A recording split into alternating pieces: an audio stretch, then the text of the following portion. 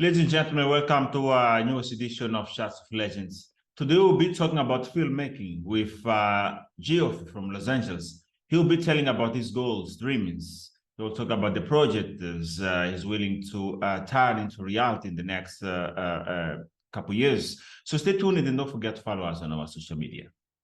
Hello. Hi, how are you? I'm doing okay. What about you? Good, thank you. Good, thank you. Welcome, very welcome to Shots of Legends. It's a pleasure to have you here.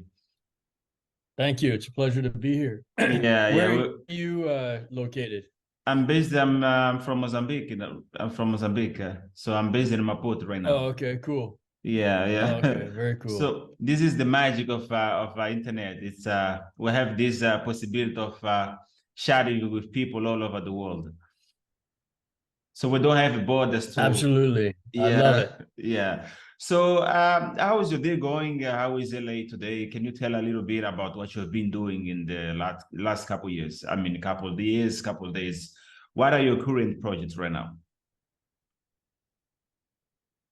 Yeah, well, I just finished doing directing some promos for a company called Viral Nation, which I was doing in Vancouver. And before that, I had a very small kind of role and was doing some photography on a film in Thailand with a Oscar-nominated writer turned director, and that was great. And I've also been workshopping a screenplay that I've been putting together and hoping to shoot in Nigeria towards when the strike's over, which hopefully will happen towards the end of this year, early next year.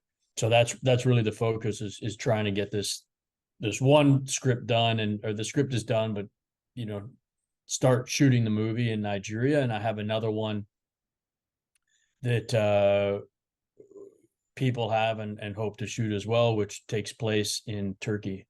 Yeah. So we're seeing what happens with the strike, and then hopefully get all that going. But I've been largely working as a director, writer, and also doing some cinematography. I worked in documentaries for many years, so sort of shooting and working around the planet is kind of one of my strengths, and meeting amazing people like yourself and trying to No, thank you. get films done, and unique stories from unique locations around the globe is really something that I love, and try to focus on is just hearing what different different people and different things that people have to say. So it's very interesting, this process of creating something new. It actually triggers me to understand how can someone get inspired to create something new. Can you tell about your process of creating something new as a creative? As a creative director or as a filmmaker, can you tell us what is the secret to feel moved or to get that inspiration that is needed to create something new? That beautiful project, that project you're proud of. Yeah, so while the Nigerian one that I've been trying to get made, I've been working on for 15 years. And that one I've been very passionate about. I heard this story, and I wanted to tell the Nigerian side of the story. And it's been hard in Hollywood or whatever to convince people to go and film there and tell that perspective. And I just I went to heard about the story, and I put a note up on Facebook saying, I'll exchange filming for free if someone covers my trip there to Nigeria so I can do some research. So the foundation, I got in touch with the foundation, and they needed some photography of their orphanage. So they paid for me to go over there, and then I stayed and researched the project. And as I say, that was like 15 years ago, and I just fell in love with the country and the people. And I just, I don't know what it is inside of us that keeps us going to not give up, but I just felt like it's something important that I wanted to turn into a movie, and it hasn't been made yet, but that's been my focus. And so I love different cultures and different people, and putting myself into scenarios that are totally different from how I grew up. And that's, I guess, part of the allure with Nigeria. Is just completely different than anything I experienced. And I just want to share that with other people, that there's, two sides to every story. And I just want other people to hear what other people have to say. But what is your mission as a filmmaker? What are you trying to show us or to prove us as a filmmaker? Is there a message you're trying to spread to the world Well, through your I think job? Yeah. I can't, I mean, ultimately at the end of the day, our responsibility is to entertain and to give people a suspension of disbelief, and create something that I want to create something for myself that I want to watch. But I also, I can't say I have one core message. Like films that try to hit a message too hardly are often, come across as being melodramatic. So there's not like a specific message. But I will say, through my journey of being a filmmaker and documentaries, is that, everybody is interesting, everybody has a story to tell. And we often can judge other people, but before we make those judgments, I think we need to hear, where they come from. And I don't necessarily mean what country they come from, but me being here in the States, where they come from emotionally, what their journey was, even growing up here or growing up in a different country. However it is, like you're driving down the highway and someone's like honking the horn and cutting you off and swearing at you, and we're thinking that guy's an idiot. But we don't know what was happening 20 minutes ago, why he's got that energy. And sometimes it's sort of interesting to look at those stories and figure it out, like with the masks. Let's say people, I'll be driving, you'll see someone with the COVID masks on, not as much today, in their car by themselves, and people will be like, look at that idiot's got a mask on in the car by themselves. And I'm thinking, well, I've done that by mistake, because I've walked out of somewhere, jumped in my car, and you're just driving and you forget that the face mask is on. So everyone's got a story. So I sort of really like exploring that. I love meeting new people and just hearing everything about them. And I think if people potentially started asking people who they don't know questions, but Geoff, there's just so much is there any kind of genre you identify with the most, or you just dive in so many different type of genre as a filmmaker, or you have this kind of genre you say like, well, I need to invest more in this kind of genre in the film industry? Yeah, well, I love dramatic thrillers, and I like ones that often do take place in different countries. And I like ones where you sort of learn about a different culture, not directly by them trying to teach you, but just by seeing their way of life. Like anywhere from like I like the Persian films, Ashgard Farhadi's movies, like A Separation, A Hero, all these, the way that they're filmed in Iran, and you see the life in Iran. Do I love like Cary Fukunaga's Sin Hombre, that deals with the MS-13s and stuff like that, and Kevin MacDonald's Last King of Scotland and Blood Diamond, and all these kind of films that sort of take you away and you learn about something. But ultimately, films are really go ahead. No, I was just going to ask, as you mentioned Blood Diamond, I was just going to ask because you find that those amazing actors in there, Jimon Hosso, Leonardo DiCaprio, and we found this kind of masterpiece. Do you think if you analyze that kind of what we could call the golden era in the film industry, do you think we are evolving as a film industry, or there might be something lacking this whole process as a creative? I'm just trying to compare those movies from the 80s, from the 90s, and with these latest productions. How do you see this whole process? Well, I see it. It's a great question. I think, and I know I always people laugh at me because I always bring up like Blood Diamond and these sometimes these older films because I think I won't get into it, but I think there's still a lot of great films. I think at the end of the day, people always want a good story to tell. I could see something and be amazed that it has such a big audience when it was such a slow burn to get to the crux of the story. Like everyone thinks because of TikTok and stuff, our attention spans have really like shortened and are quick, and you've got to like get someone in like 2 seconds or they're out, which is true to a large degree.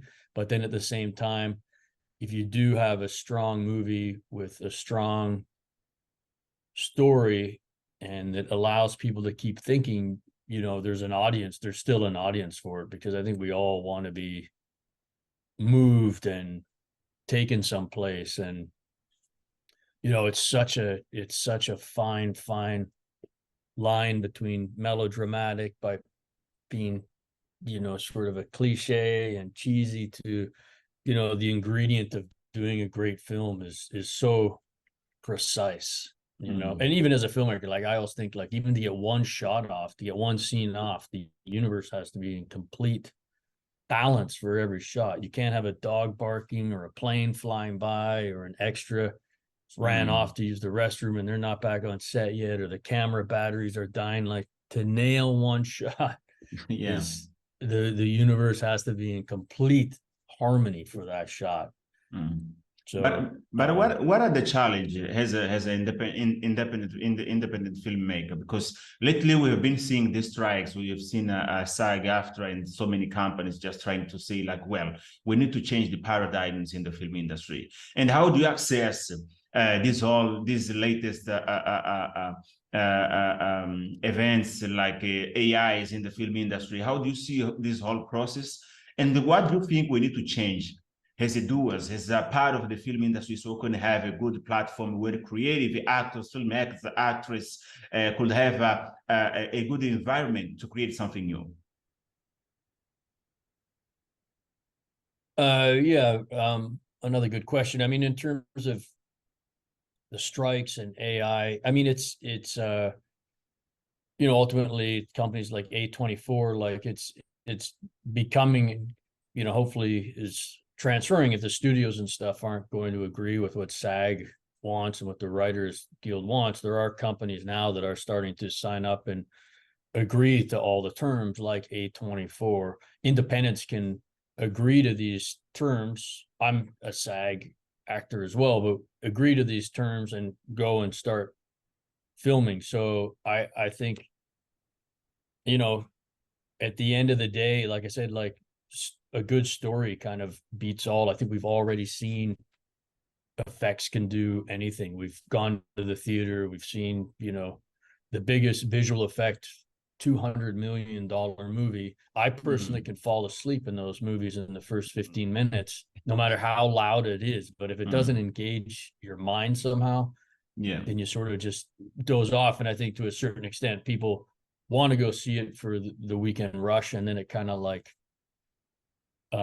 dies out. But you can, I mean, not to say like Mission Impossible and all those are amazing, very smart, intelligent films that do keep you engaged somehow. But then there's really dumb ones that are try to be that, and you end up falling asleep. But I think ultimately,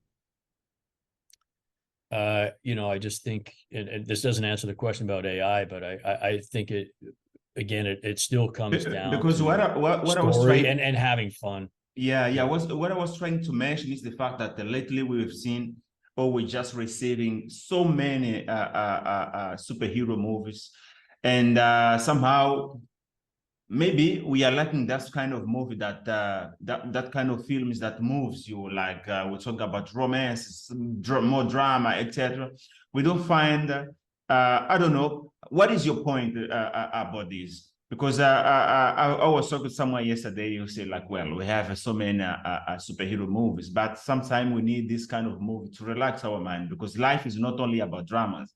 We need to find different kind of genres so we can relax our mind. So how do you see the fact that somehow we are producing so many superhero movies than dramas, that romances, and there's so many different genres in the film industry. Yeah, I mean, I think I agree with that. Like, we need to have fun movies, but you can still have a clever superhero movie. I mean, Deadpool 1, for example, was a great movie. Yeah. It had a theme in it, and it was well written, and it was smart. So I think, to be honest, I think the studios and everything still are desperately trying to do a smart movie. There just becomes, and this is me just, through my research, I haven't directed one. And to be honest, if someone called me up and asked me to do Deadpool 10 tomorrow, I would love to do it. I'd love to do one of these big movies, but I mean, that's why I think they get directors like Chloe Zhao and stuff who've done these like good dramatic films. They know they can tell a story and work with actors to do these superhero movies, hoping that they can put in this touch of realism to it that still will engage the audience. So I do think that is the goal for all of them. I think at the end of the day, everybody wants to make a good movie, and some people think maybe, the more money you throw at it, the more explosions, more that's going to make a good movie. I don't know how these people get to be executives. They're tied into financing or something, and then it flops. But if the story isn't strong on the page, it doesn't matter how many explosions or how dramatic you put the music in or add a little slow motion. It's just not going to work. It has to work on the pages. It has to work on the script. You have to feel moved when you read it. And, you want to feel moved at a superhero movie.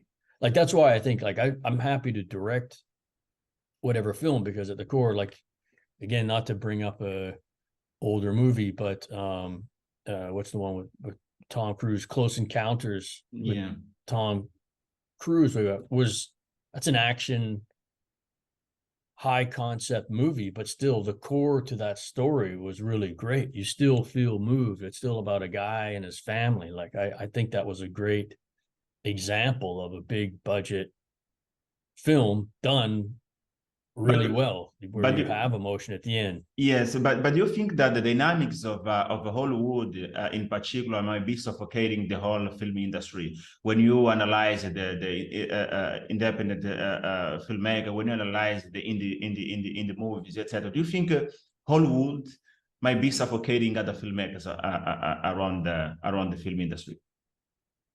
I'm just looking to the fact that somehow we see Hollywood has that sense that most of the time they decide how thing works.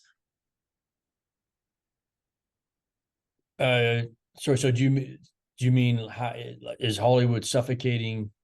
No, because yes, because I'm just analyzing that the fact that I was reading this interview maybe last week.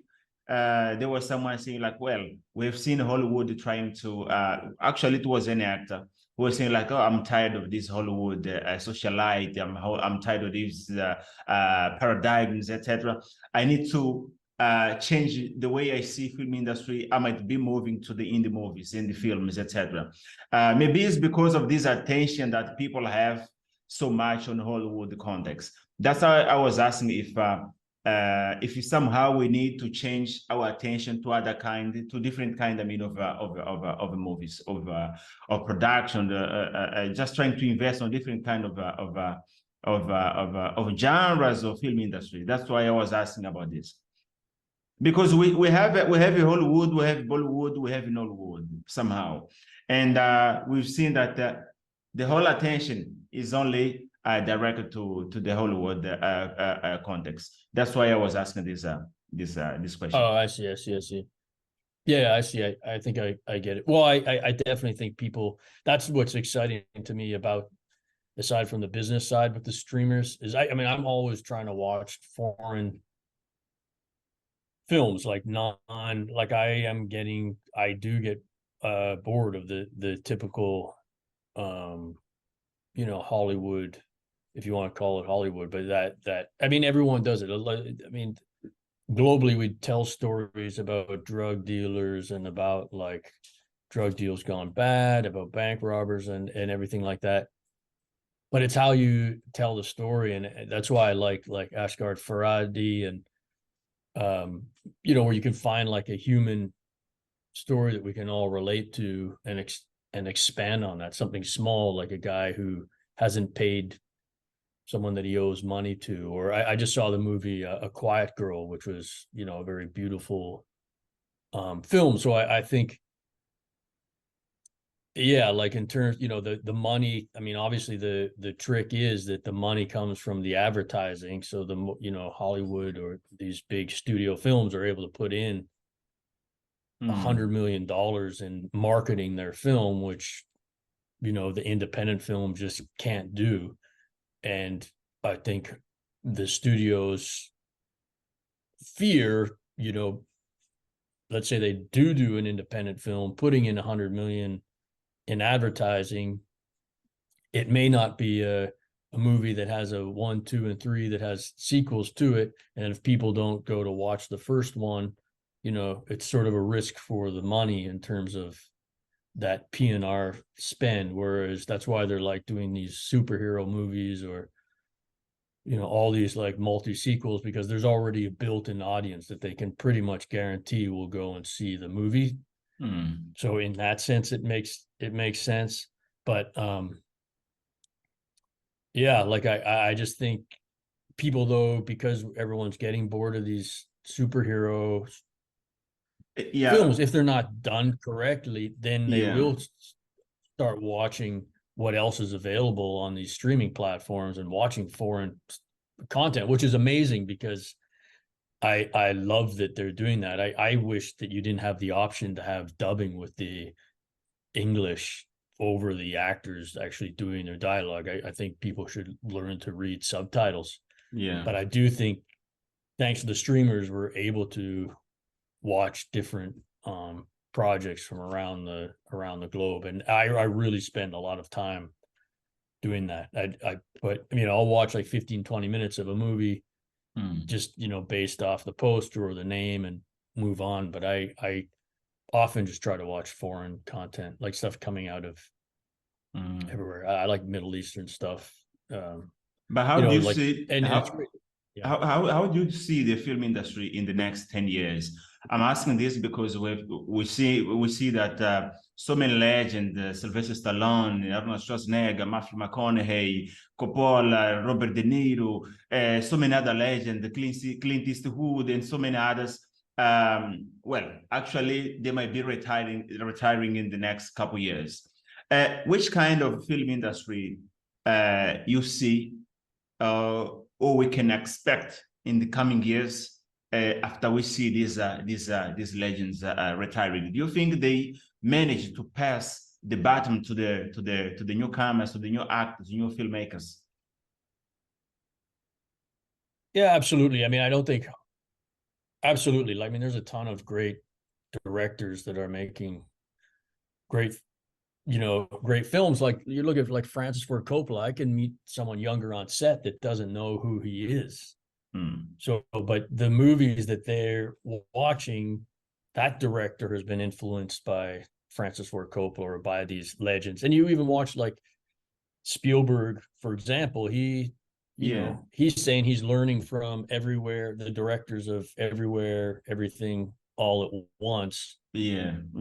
So he's learning from younger people. So I think, and like Spielberg learned from Hitchcock, and it sort of gets passed down, because there's not a formula to filmmaking, but there is a way to engage the human spirit. So I think it all, like Jordan Peele, there's just amazing directors that are sort of on the front, and God willing that I'll be able to make my sort of signature piece that'll put me into the realm of making sort of big films that people see. But I think the future is still the same. Like, I think story is still number one, and we all, but what I like too is that the changing is that everything is becoming multicultural, and hopefully we're not stereotyping people as well. but you also want to keep It's cultures and people. Yeah. No, I was going to say it's interesting. You mentioned everything everywhere where we find. I think it's Michelle Yeoh. I think I don't know if I'm pronouncing it very well. In the main role, I think. Yeah. And it's a movie that actually gains different Oscars there. And if you see that movie, you see Parasite, for example. It's interesting to see that somehow the film industry is evolving because we're managing to give an Oscar to an Asian filmmaker from other different countries. I mean, even here in South Africa, we have this director who won an Oscar of that movie. It's called there is this movie. I'm just forgetting the title now. We're having a director here from South Africa who won an Oscar, I think way back in 2009, 2012. It's interesting to see that these platforms are just opening doors so can different filmmakers can be accepted to be part in the to be part in the film industry. Do you think is a way to say yes, we can build something greater together? Oh yeah, 100%.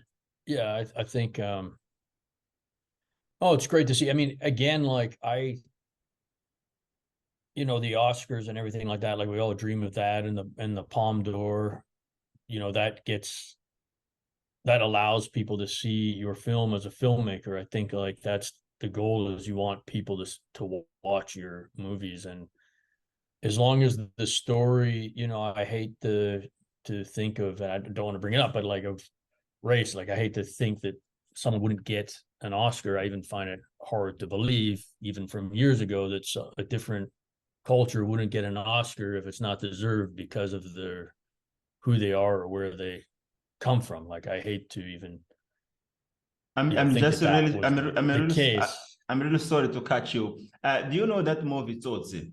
It's actually produced. It was Oh yeah, it was produced. Tootsie. Man, that's a great movie. That's the movie I was trying to mention here.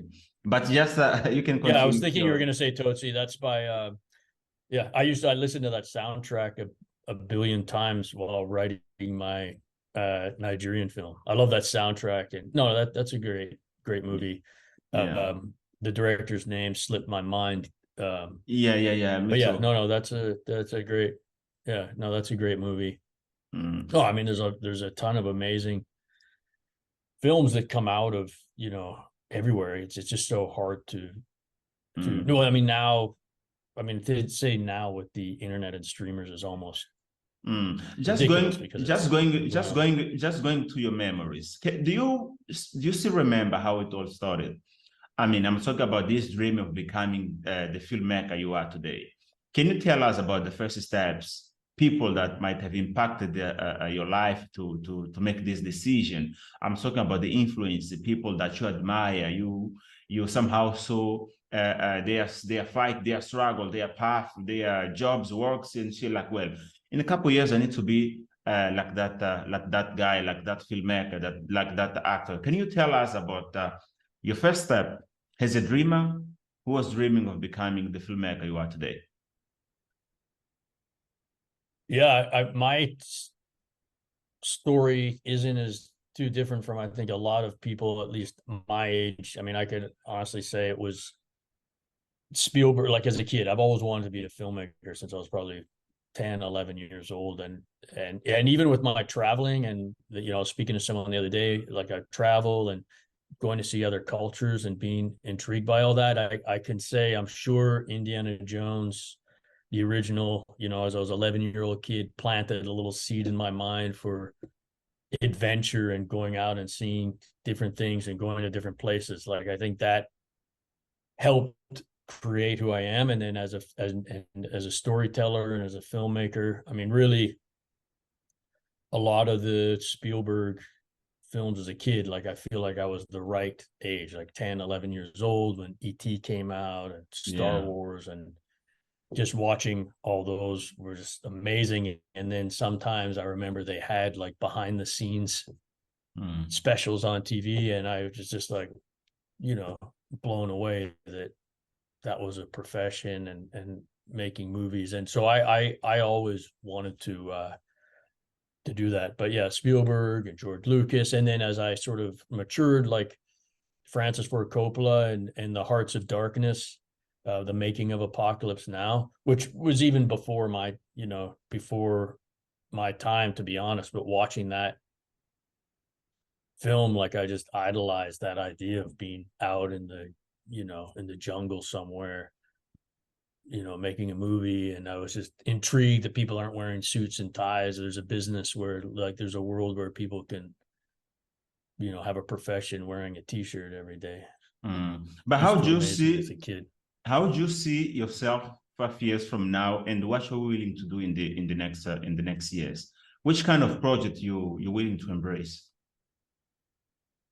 Well, I'm dying to make my Nigerian film, which is, it's a dramatic thriller that takes place in Nigeria. And I honestly, I would love to get that film done and do other similar films like that. But if someone came up to me and asked me to do the next James Bond, I would jump on that. Like, I would like to do a big movie. James Bond in these films too also inspired me as a kid to be a filmmaker. So I want to do my passion, smaller sort of independent projects, but I still want to fulfill my childhood dream of doing, a big, like, dare I say, Hollywood kind of franchise movie that were the ones that kind of inspired me as a kid. Like sometimes, like the Indiana Jones came out today, the new one, I sort of kick myself, like, just wishing, like, the days are coming to an end. Like, that would have been my dream to direct this Indiana Jones that just came out. Like, for me, seeing all my idols kind of like drifting off, it's kind of like, man, that was kind of my dream to do it. I don't, there's not going to be, and maybe there will be another Indiana Jones, but I would have loved to have done it, with Harrison Ford and everything. So for me, the pressure is on. No, to get this stuff underway.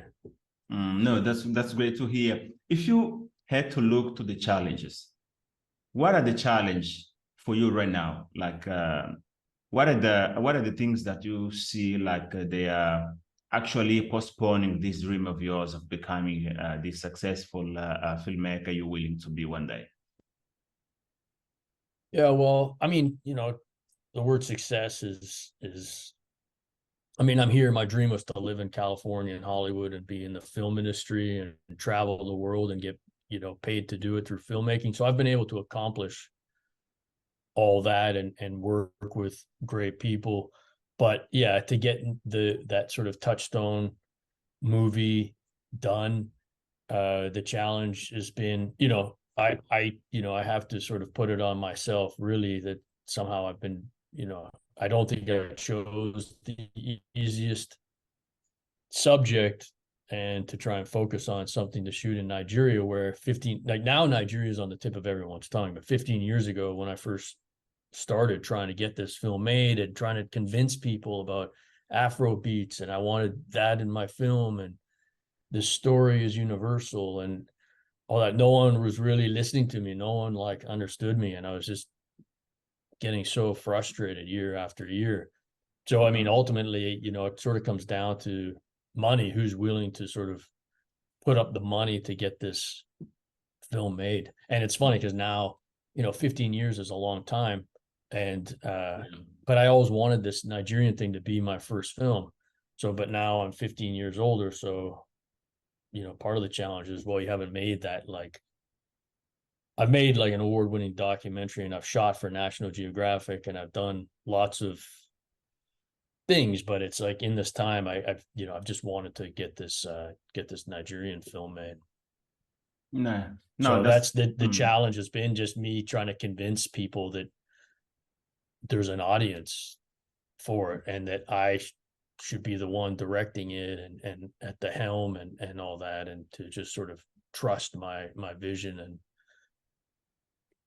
come with me and be a part of this passion that I haven't let go for, again, so many years. No, we will try maybe to link you with some friends who are filmmakers there in Nigeria, just to see what can happen, what might happen there in the next years. Yeah, thank you. That'll be great. I mean, it's looking very promising, and I have a great team with me, but always welcome and would love to meet any Nigerians and help out in any projects, like wherever you're from. Sorry, what country did you say again? Mozambique. Mozambique. I mean, like, yeah, like if you knew of had a great script and for some reason they're looking for a director, I'd love to look at it and go to Mozambique and help make a movie over there. Yeah, that's good. That's So great. I'd love to Yeah. collaborate. I'd love to collaborate. Yeah. That's what it's all about. If you're a writer, director, if I could help you, I would love to do that.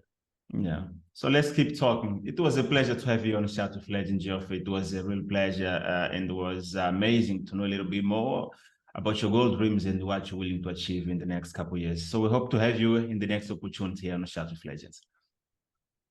Sounds great. Thanks so much for chatting with me. Great chatting with you. Great to meet you. Yeah, it was a pleasure. Let's keep in touch. Let's keep in touch. Yeah. So have a great day. Bye-bye. Okay. Yeah. See ya. You too. Thank you. Yeah. Bye-bye. Thanks. Bye. Yeah. It was a pleasure to have you there as always. We felt your presence. We hope to have you here in the next episodes of Chats with Legends. See you there.